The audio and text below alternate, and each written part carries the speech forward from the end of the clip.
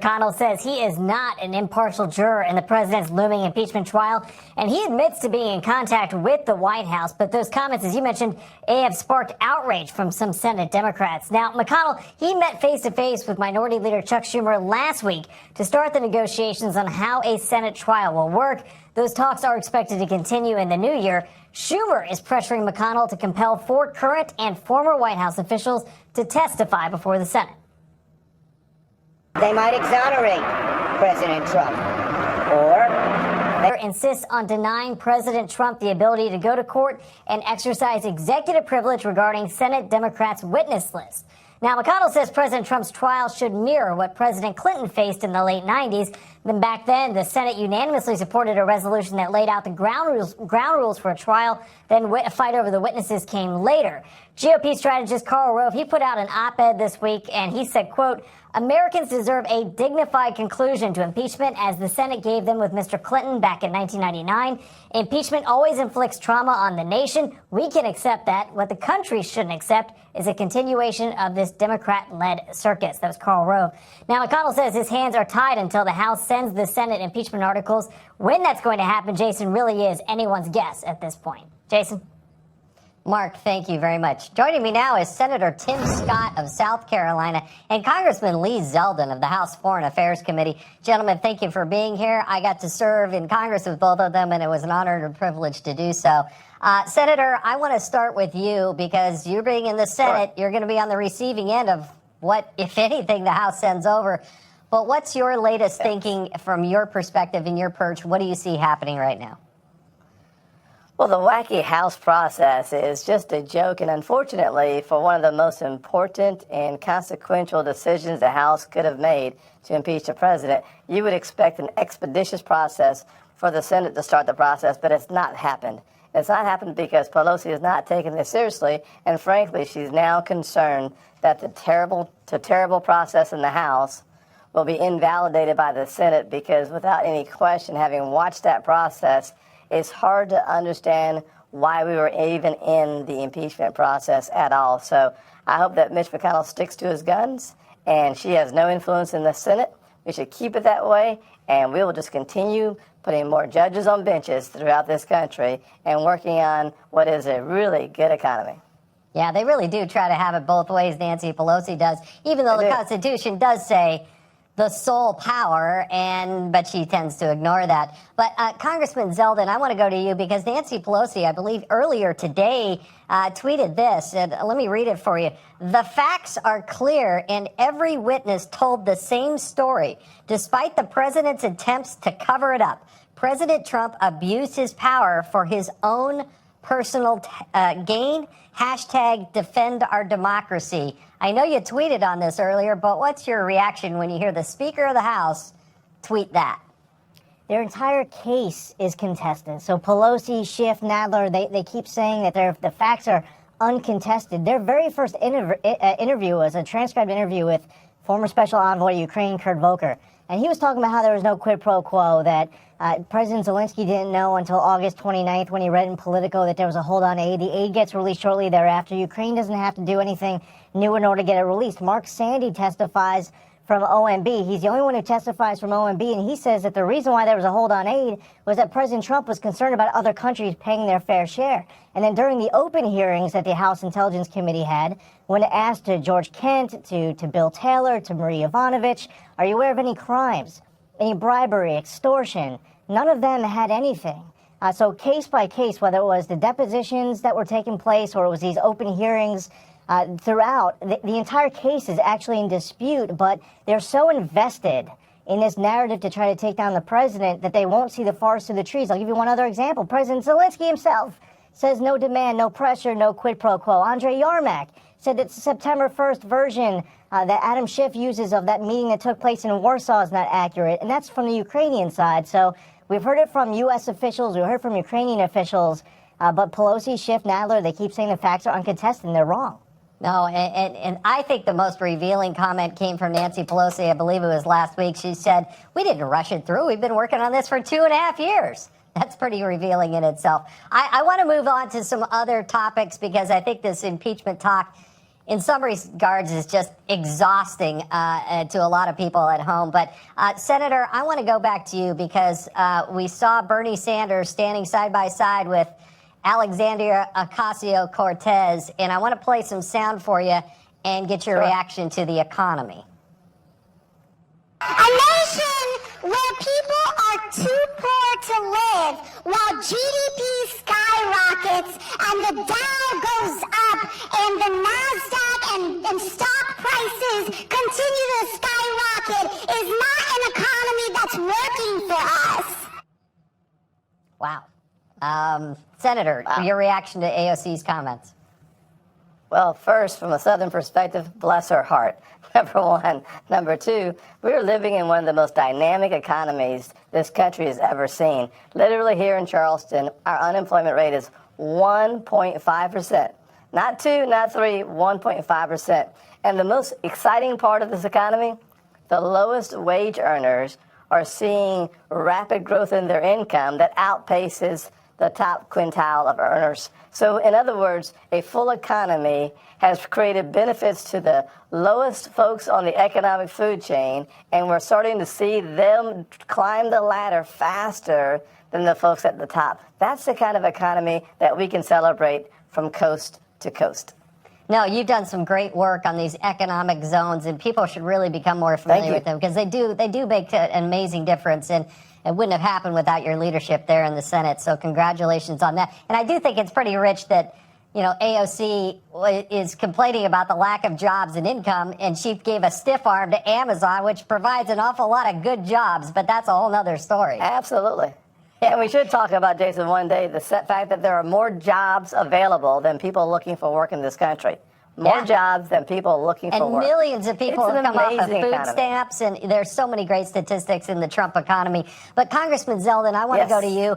You spent the last several days away from your family, as you do year after year as a tradition, out there across the world with our troops, the men and women who are serving our nation, away from their family during the holidays, putting their lives on the line. Tell us where you went, what you heard, and what are the real Americans that are actually serving this country overseas? What were they telling you? What did you hear? Every Christmas week, I have spent, since I've been in Congress, with the troops in the Middle East throughout the CENTCOM area of operations. We've been to Iraq and Afghanistan in past years. This year, we went to Kuwait, Bahrain, Qatar, and serving troops meals, giving them gifts for Hanukkah and for Christmas.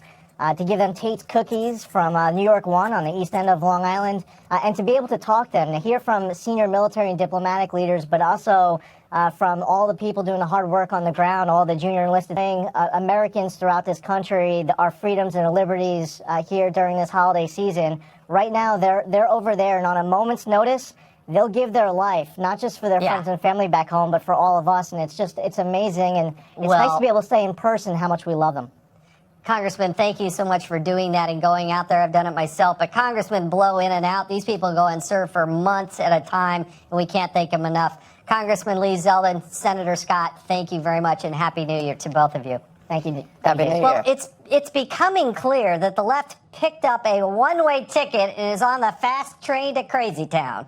Here to break down all the craziness is Alan Dershowitz, Harvard Professor of Law Emeritus and author of a great book. I'm about halfway through it, Professor. Oh, thank you. It's called Guilty by Accusation. It's a fascinating story. Also with me is Guy Lewis, a former U.S. attorney. Gentlemen, I want to start first with Yale. Now, Yale is supposed to be one of the premier universities in the country. You have to pay big, huge bucks to go there. It's really difficult to get in there. But for you parents that are paying all those tens of thousands of dollars and expecting a top-tier education, well, this is what you're getting for your money, because one of the school's history professors, Timothy Snyder, is trying out a new leftist talking point, tweeting that Mitch McConnell has zero constitutional authority to decide the shape of the Senate impeachment trial. So, Professor Dershowitz, what's your take on that? First of all, I went to Yale Law School. I had a scholarship. I didn't have to pay a lot of money. And I think Professor Snyder is a brilliant historian. I've loved his work on the Holocaust. I don't know where he gets this idea. The Constitution only says that the Senate shall be the sole judge in a trial of impeachment. And that means that the Senate rules prevail, and the Senate rules are generally established by a majority of the Senate. Look, if a majority of the Senate doesn't vote with McConnell, if he loses, for example, 2 or 3 senators, 3 or 4 senators, Snyder may be right that we may have to see changes in the rules. But what's so tragic is that this impeachment and the one before it have become so politicized that the American public has lost faith in the impeachment process. Impeachment process for a president is supposed to be presided over by the Chief Justice. It's supposed to be judicial, quasi-judicial in nature. There are criteria in the Constitution that apply to Democrats and Republicans alike, but it's turned into a partisan effort, and the rules of engagement are established by the House, and that's why they have to bear primary responsibility for politicizing this whole impeachment process. Guy Lewis, what's your take on what this history professor at Yale is saying? Congressman, I don't put a lot of stock into his prediction, his prognosis. Listen, the truth is that Senator McConnell will have great authority over how this trial proceeds. All we have to do is look back at the Clinton impeachment and some of the process and procedures that were put in place. One of the House managers where you served was Lindsey Graham. And so I strongly think that Senator McConnell is going to look to Senator Graham, and a lot of the process, a lot of the procedure will come directly from him. Well, you know what, Senator Now, Graham was we one have- of the managers, and I testified for President Clinton, and I got into a real brouhaha with then Congressman from South Carolina. So I've been consistent in my views against the politicization of impeachment, whether it's a Democrat or a Republican. And I hope we can get politics out of this as much as possible. Well, I think we're past. I think that train has already left the station there. This crazy train that I was talking about. Guy Lewis, I want to ask you about Senator Biden. I think we have some sound, Vice President Biden, I should say, saying that if he was subpoenaed to come before this trial, that he would not comply. Roll the sound, please. Do you stand by your earlier statements that you wouldn't comply if you were subpoenaed to testify in an impeachment trial before the Senate? Correct. And the reason I wouldn't is because it's all designed to deal with Trump doing what he's done his whole life, trying to take the focus off him. He is now the best witness for the defense because he is saying he would do exactly what the House said that President Trump obstructed Congress by doing. He's taking exactly the same position Trump was taking, namely, I won't comply with a subpoena from one house of the legislature unless the courts make me do it. He is the best witness now. Guy, it's the Democrats that passed this. They wrote the articles, they passed them all by themselves, and now they're complaining that the Democratic frontrunner might be actually called as a witness. What's your take on it? This is one of the reasons why that this impeachment is so troubling to me. And Professor Dershowitz, again, is right. He's written about this. He's spoken about this. I don't know what these impeachment articles are. One is abuse of power. I mean, that's not what's in the Constitution. The second is an obstruction of Congress as a result of filing, basically going to court, what Alan and I do every day, go in and contest subpoenas. Right. And to then come in and say, well, this is what this is treason, this is bribery, this is a high crime or misdemeanor. I don't buy it. Look, I've known Joe Biden for a long, long time. I like him very much, but he has just played right into the hand of President Trump. He's just made that second article of impeachment disappear by saying he was going to do the same thing that the president is being impeached for, namely not comply with a subpoena until and unless there's a court order making him do so. Look, I just said it a couple moments ago, but I'm going to say it again. I think Nancy Pelosi really was revealing when she said She had started this impeachment and been working on it for more than 2.5 years. If that doesn't tell you exactly that this thing was way preconceived, well before anything to do with Ukraine, then, I mean, that is some of the best evidence that there is. I think they should hear from the whistleblower. I think they should hear from Adam Schiff. If they really want to get into it, Democrats, then bring it on, because Donald Trump, the Republicans have never had a chance to ever make their case, and it's been terribly unfair. Gentlemen, I wish you the happiest of holidays. I thank you both for joining us here. Merry Christmas. And congrats on that Happy great New book. Year. Thank you so much. Thank I you both. appreciate it. Thank you. All right, coming up, AOC regularly attacks billionaires and big buck donors. But what's actually going on behind closed doors? We'll reveal it for you. Plus, 2020 Iowa caucuses, 38 days, and the Democratic Party still does not have a clear frontrunner.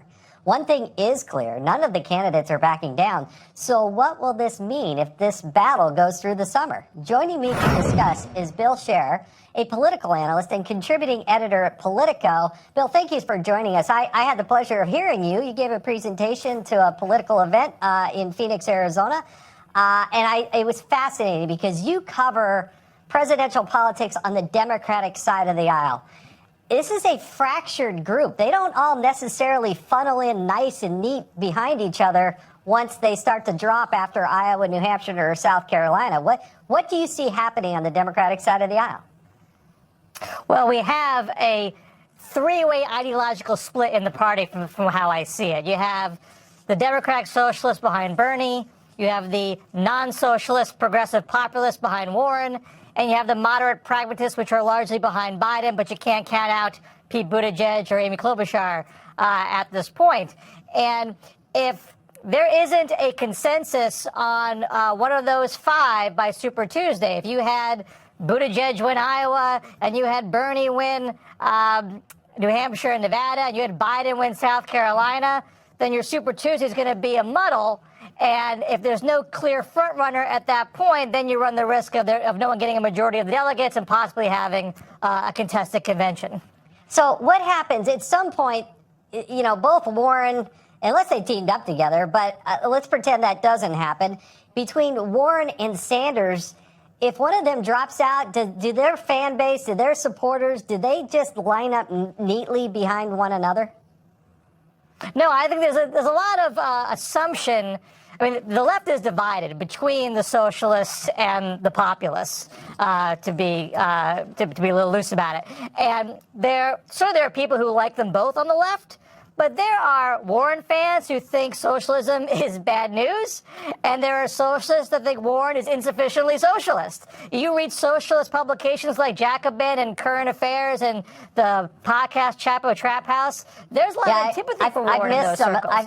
I've missed some of those, by the way. I haven't really been reading up on those, just so you know. Yeah. Okay, but here's the problem. If Biden ends up winning and going ahead and surging ahead somehow, some way, do the Warren and what are the people who follow Warren and support Warren and Sanders, do they line up behind a Biden or a Buttigieg? Well, this is one of the big questions. But let's say Biden wins Iowa, which I don't think is out of the question. If he won Iowa, whatever happens in New Hampshire and Nevada, he probably wins South Carolina, big African-American vote there, puts in a very good position for Super Tuesday. We have almost half the delegates being determined. If he was the clear leader at that point, a lot of pressure gets put upon Sanders and Warren to get out, avoid the contested convention, and unify around the nominee. It's possible that the candidates might do that, but we don't know how easy it'll be for their supporters to come along, particularly those on the socialist side that see Biden as the problem. My guess is the earlier that a nominee can wrap it up, the more time there is to get over any bitter feelings and more of a chance for unity for the election. If it bleeds all the way into the convention, then that's a lot harder to get everyone on the same page at that point. Really quickly, in 15 seconds, are we headed towards a contested convention, or is somebody going to have it wrapped up by the time they get to that point? I would lean against a contested convention because you got to clear 15% in congressional districts to get any delegates at all, and it's hard to keep a campaign going if you're not in the front at that point. But you can't rule it out. because of this ideological division and the change in the DNC rules, which means superdelegates cannot vote on the first ballot. If no one gets a majority in the primary process, it has to go to a second ballot. Yeah, and I can see where the Bernie Sanders fans will be huge supporters of giving the deciding factor to the superdelegates. That went so well last time. Bill, Cher, I thank you so much for joining us. Really do appreciate it. Now, Alexandria Ocasio-Cortez is taking aim this weekend against Pete Buttigieg and his billionaire wine cave fundraiser. For anyone who accuses us for instituting purity tests, it's called having values. It's called giving a damn. It's called having standards for your conduct, to not be funded by billionaires, but to be funded by the people. Oops. Standards and values, she said. I guess the Congresswoman was raking in so much cash that she forgot that she too accepted billionaires' donations, including current 2020 candidate Tom Steyer. According to OpenSecrets.org, Steyer donated nearly $3,000 to the squad members' campaign. I don't know if there are others, but there was at least that one. And joining me now is Kayleigh McEnany, Trump 2020 National Press Secretary, and Jennifer Holdsworth, Democratic strategist and aide to Hillary Clinton's 2016 presidential campaign. Kayleigh, I want to start with you because this really does crack me up, right? We don't like billionaires and millionaires and all these people with money, so we don't want any money from them. We want to take it from you, the people that can least afford it. You give us millions of dollars instead of going to the very people who actually have the cash and have funded and spent hundreds of millions of dollars already on ads. When you look at what Bloomberg and Steyer have done, over $200 million I read. So, I mean, is this message resonating beyond their far left base? No, it's certainly not. And when you look at the hypocrisy, AOC takes money from Tom Steyer, of course a billionaire. Bernie Sanders decries the 1%, and meanwhile his tax returns show us that his net worth is far more than $1 million. And then you have Elizabeth Warren also decrying billionaires when she's taken money from 30 billionaires. So all of these, socialist candidates who praise socialism and big government takeover have taken money from billionaires and are millionaires themselves. It really is very rich, and the American people see right through the act that they are proposing with their words. Now, Jennifer's joining me here on set in Washington, D.C. Thank you so much for joining us. You're a vocal supporter for Mayor Pete Buttigieg, who goes out of his way to say, look, I'm the person with the lowest income. I'm not the one who's the millionaire. All of you candidates are millionaires. You've been successful. I haven't. Is that really where the Democrats have to go to say, I haven't made any money and I've been the mayor? Is that the winning formula on the Democratic side of the aisle? It is upsetting that the Congresswoman was describing purity tests in that way, because it's upsetting that she would attack a member of her own party who is, my apologies, Kayleigh, but actively trying to work against President Trump. That's our common value. That's our common goal. And I think it's really disappointing that a sitting congresswoman would leverage that kind of attack on a small town mayor who's trying to bring up Midwestern issues into the debate. But what I think is even more hypocritical is that when you can't pass those purity tests yourself, it leads to a greater conversation. Now, I think all of us on both sides of the aisle can definitely have a conversation about campaign finance reform, right? How do we fund our elections in this country? But I think, unfortunately, what the Congresswoman was suggesting is that some people are corruptible by that money and some people aren't. She was counting herself into the category that isn't, but I think leveraging accusations that other members of your party is really irresponsible at this point. When there's Democrats fighting against Democrats, just like when there's Republicans fighting against Republicans, it is sort of newsworthy 38 days before the election in Iowa. But I want to talk about Elizabeth Warren, because how can the left vote for Elizabeth Warren as the nominee? It seems like so much of what comes out of her mouth about her personal life is just a lie. Here's the latest example. I am grateful to an America that gave the daughter of a janitor a chance. I am the daughter of a janitor. My daddy, he ended up as a janitor. It's A great story, right? She's running for president. Dad was a janitor, except the senator's own brother is calling her out, saying their father never was a janitor. Kaylee, I mean, you put this on the list of personal stories about her own personal background, who she is, trying to take advantage of this idea that he was a janitor. So look how good I am and I should be president. Sure, when we look over to Elizabeth Warren, she has a lot of difficulties when describing her own family history. Not just this, but of course her Native American heritage, which President Trump and others have called out, which was a farce to begin with, that she used to her advantage. She can't even describe her own family history, much less describe her own policies like Medicare for All, which is really government takeover of healthcare. But the bottom line is, when we look over at the Democrats, they're arguing over wine caves and big billionaire fundraisers. And we at the Trump campaign proudly hail that we raised $10 million, all in small donor donations, in 48 hours after this impeachment charade. So they can argue about wine caves and family histories, but we at the Trump campaign are quite proud of our small donors and all that this president has done for this nation.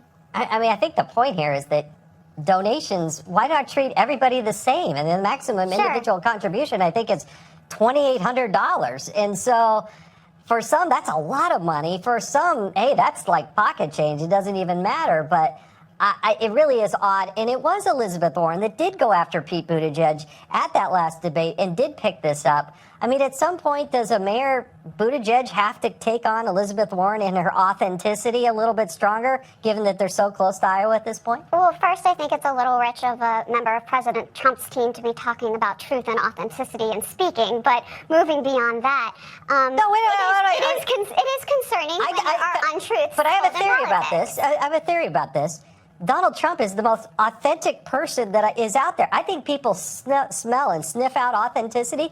What you see and what you get. Donald Trump is exactly the same as president as he was a candidate. He didn't put on this big facade like some of these others did. He certainly tells many, many lies a day. But I do want to answer your question. I disagree with that, but go ahead. Well, I mean, it's just provable or not. There's no disagreement on whether the president lies or not. But in terms of Senator Warren, I think that ultimately her father was a maintenance man. So I think that there's a semantics argument there between janitor and maintenance man. I don't think that she was stretching the truth as much as, people are making it out right now. Her brother to say he was never a janitor. That's really unfortunate. But yes, she did attack the mayor, and that was an unfortunate line of attack because, again, the mayor is the only person on that stage who's not a millionaire. And if that's what how we're trying to relate to the American people, it's very interesting. Again, authenticity. This goes to my point. Donald Trump never apologized for being a billionaire and being successful in America, and it seemed to work. He related to a lot of blue-collar people. Kaylee, Jennifer, thank you so much for being here. It's good debate, and we got a lot more to talk about through the election. Thank you. Coming up, Baltimore is nearing a record-high murder rate in 2019, and the liberal leaders are doing little to... The council not committing it, so how can you fault leadership? Wow. Joining me now is Horace Cooper, co-chair of Project 21 and the author of How Trump is Making Black America Great Again. Also with me, Leo Terrell, a civil rights attorney. Gentlemen, thanks for being here. You regularly join Laura, and I appreciate you both being here. Leo, I want to go to you. When you hear the mayor say, look, I didn't commit the murders, I mean, is that real leadership? I mean, Baltimore, the second highest in the history of the city. Oh, well, very simple. Jason, I was hoping you were going to play Trump's statements when he was campaigning in 2016 in Detroit and Chicago and telling black Americans, what do you have to lose? Give me a chance to do something. Give me a chance. Remember that 4 years ago? Is that what you want? Is what you want? You want the feds to come in? Are you telling me? No. He has done absolutely nothing for blacks and crime. Simple question for you. Is that what you want? Do you want the federal government to come in, federal law enforcement, and do it? Because I tell you what, when the Democrats go after him about ICE and removals, and they go after him about the Border Patrol, don't tell me that doesn't have an effect in a city like Baltimore. Jason, I just want him to keep his word. He's a man of his word, isn't he? Didn't he say, give me a chance? What has he done? I just wish you or Horace would tell me. He promised to do something for blacks and crime in the cities. What has he done? Show the video. He said it. He hasn't done nothing. I want leadership from Washington. Okay, Horace. Other parts of America aren't having these problems, but this place has been run by Democrats since the 1960s, and their policies are not working. Their policies aren't working. The population of Baltimore is in decline, and if you look at it on a per capita basis, they've actually broken the record for the highest number of murders.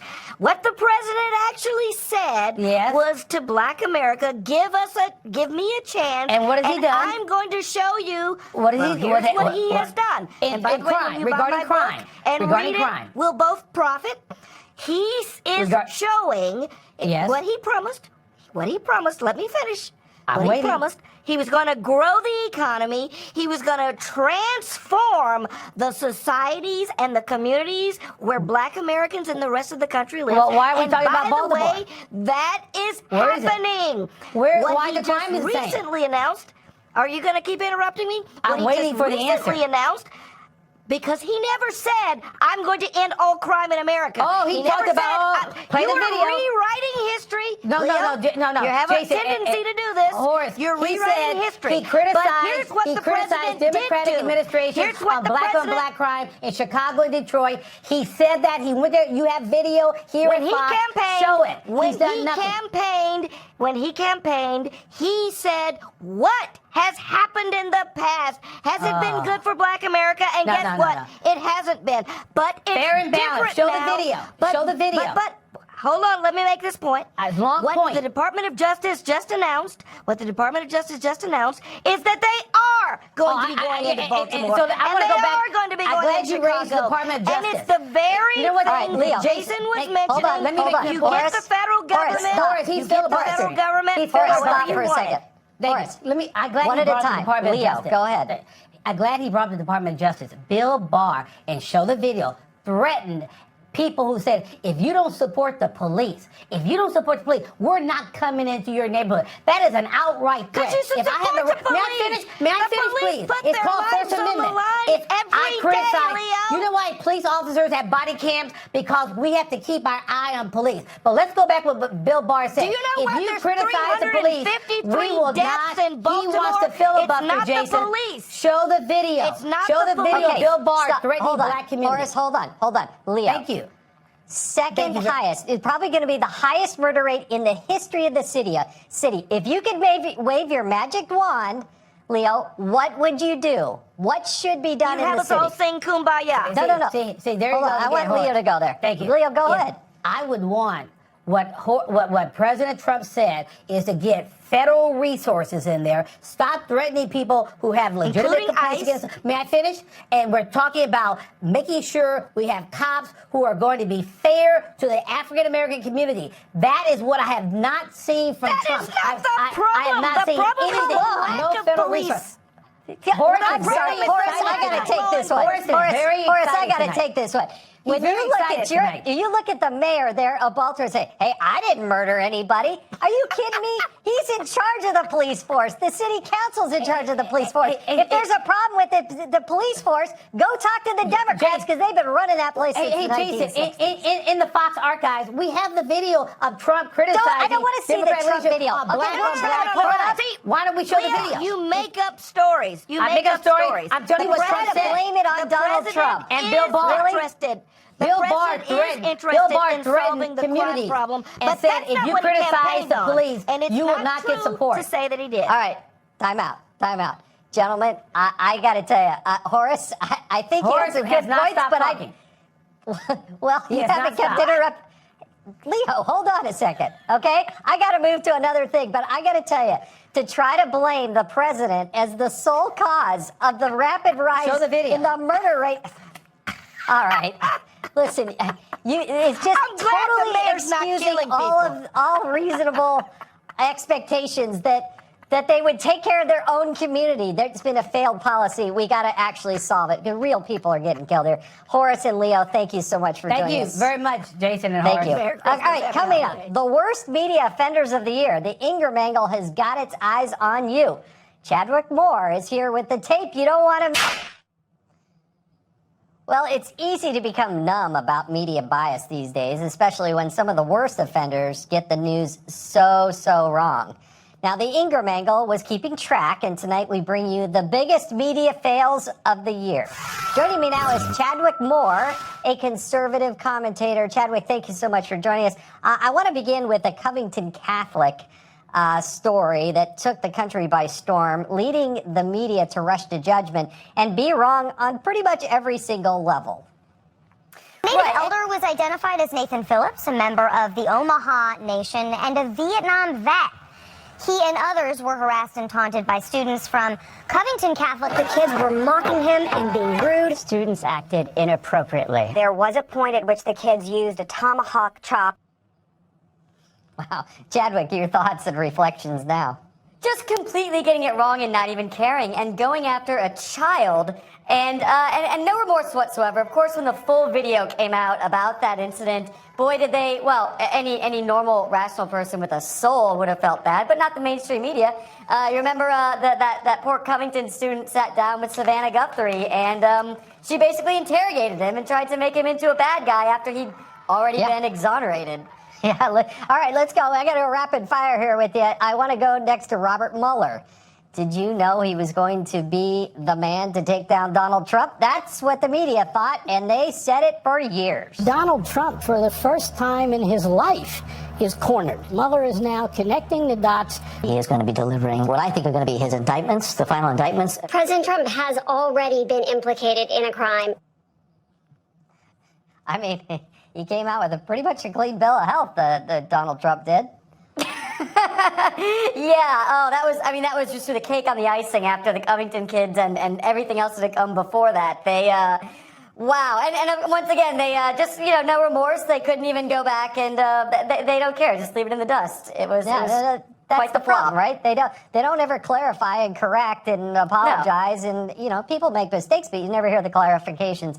All right, we can't talk about media fails without mentioning Jussie Smollett. Watch this. Jussie Smollett from the hit show Empire was attacked and beaten. Smollett is also black and gay, which may have been the motivation for an alleged attack. They are looking for two suspects who were apparently wearing Make America Great Again hats. The suspects yelled, "This is MAGA country."